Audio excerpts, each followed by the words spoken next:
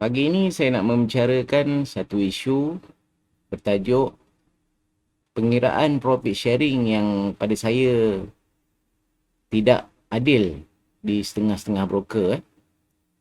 Dan apa yang saya nak kongsikan ini berdasarkan pengalaman saya dan beberapa kawan-kawan yang pernah melalui.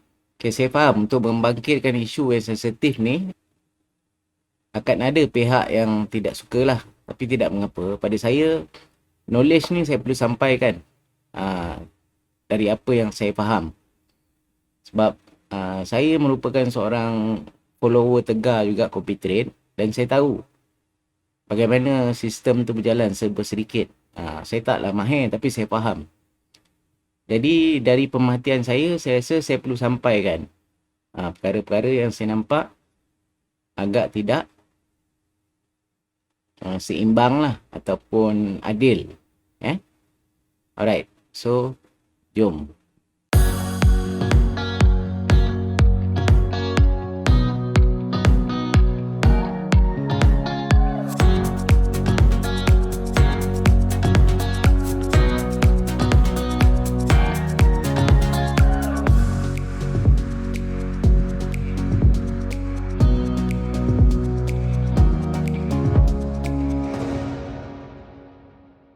Baiklah, untuk topik pengiraan profit sharing copy trade yang saya anggap penayaan ini, saya akan bagikan pada 3 situasi. Okey, untuk situasi pertama, situasi 1. Okey, saya akan gambarkan dalam tabel ni ialah pengiraan profit sharing sebanyak 30-70 iaitu 70 kepada investor dan 30 kepada manager. Okey. So situasinya adalah seperti berikut, di mana Ali mula join copy trade pada hari pertama, dan pada hari pertama manager telah membuat profit sebanyak 50 USD, dan bila dikira kepada profit sharing, manager akan mendapat USD 15 dan investor akan mendapat USD 35. Okay, so ini tak ada masalah. Dan kita bagi kepada hari kedua. Okay, untuk hari kedua, manager mengalami loss banyak USD 40. So, tiada profit sharing lah. Dan pada hari ketiga, Abu mula menyertai copy trade ni lah. Dengan manager yang sama. Di mana pada hari ketiga, manager telah mencatatkan profit sebanyak USD 30. USD 20. Okey. So di mana keadilan ni tidak mula di mana keadilan ni mula berlaku? Iaitu apabila Ali turut dikenakan profit sharing. Sedangkan Ali belum lagi melepasi par yang sebelum ni, di mana sebelum ni manager telah dibayar untuk profit sharing sebanyak USD 50. Okay. Tapi bila dia buat profit pada hari ketiga, tetap dikenakan profit sharing sebanyak USD 6. So di sinilah yang saya katakan tidak adil berlaku tu. Tetapi untuk fee kepada Abu tu adalah benar. Sebab Abu pada hari ketiga merupakan hari pertama dia join, dan pada waktu itu dia akan menerima profit lah sebanyak 20 USD. Alright. Okay, kemudian kita teruskan pada hari keempat, di mana manager loss dalam USD 10. So tiada profit sharing. Tak ada masalah lah untuk isu ni. Alright, pada hari kelima, Ahmad pula menyertai copy trade ni. Okay, dan pada hari kelima, manager mencatatkan keuntungan sebanyak USD 5. USD 5. So, sekali lagi, ketidakadilan berlaku pada Ali, dan ketidakadilan juga berlaku kepada Abu.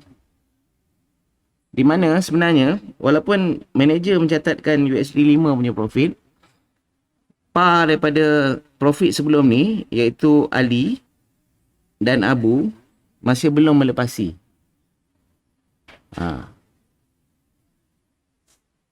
So, jadi tidak layak sebenarnya profit sharing dipotong pada akaun Ali dan Abu. Sebab, okay, kita ambil kes Abu. Abu, pada hari pertama dia join,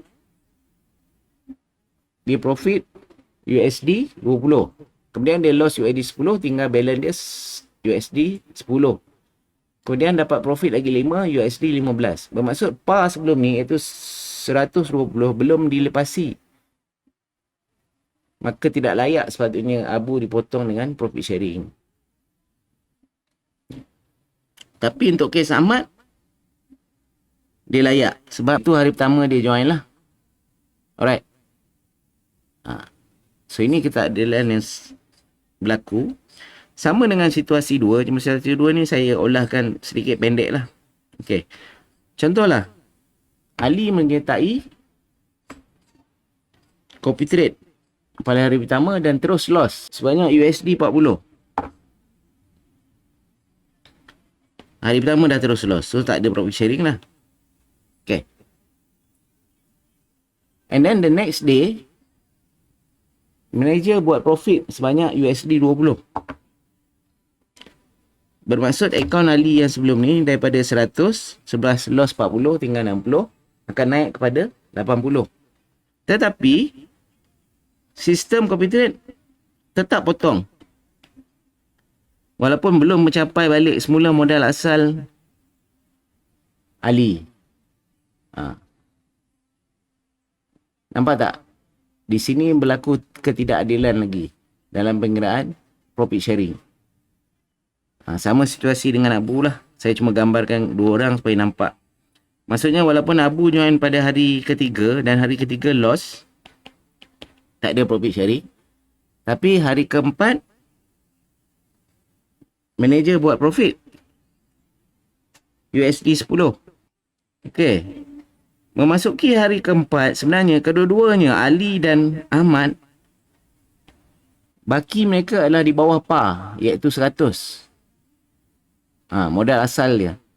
Tapi bila hari keempat, manager buat profit $10, Ali dan Abu tetap dipotong. So ini tak adil lah. Dan situasi ketiga tu lagi kelakar lah. Okay, situasi ketiga di mana manager ada dua position iaitu buy Euro USD dan sell GBP JPY. Okay, untuk buy Euro USD, beliau profit USD 50. Dan untuk sell GBP JPY, beliau minus USD 10. So ada broker yang calculate begini di mana manager mengambil keputusan untuk close dulu Euro USD yang plus tadi, plus 50, dan suddenly sistem terus kira profit sharing. Dan kemudian status JPY contohnya floating tu tak clear juga, dan manager close, so tak ada profit sharing lah. Tapi in total overall investor masih loss banyak USD 20.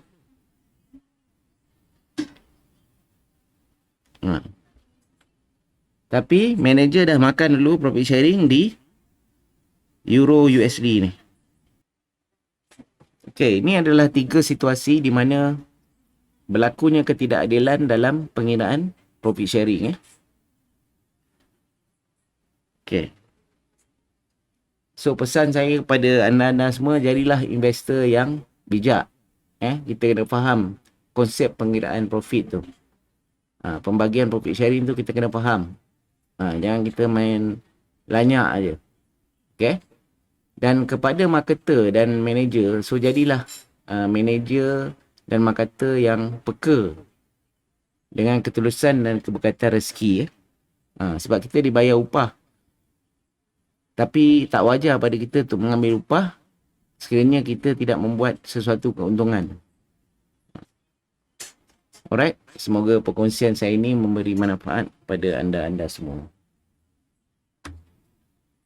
Okey, semoga dengan penerangan ringkas saya tadi, anda semua dapat gambaran lah, situasi sebenar yang kadang-kadang berlaku di setengah broker. Saya tak kata semua sebab ada copy trade yang dibuat di broker lain yang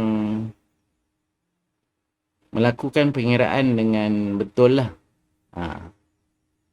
Dan ada juga broker yang sebelum ni buat kaedah yang seperti ni dan sekarang telah pun berubah ke pengiraan yang lebih telus dan adil. Okey. So ingat kita dalam menjemput rezeki ni, kita kena consider semua perkara. Jangan kita rambang mata kerana kemewahan dunia sampai ada aktiviti-aktiviti kita yang boleh memudaratkan orang lain. Alright? So jaga diri, jaga kesihatan, sila patuhi SOP, duduk diam-diam di rumah sekiranya anda ada urusan di luar. Wabillahi taufiq wa hidayah. Wassalamualaikum warahmatullahi wabarakatuh.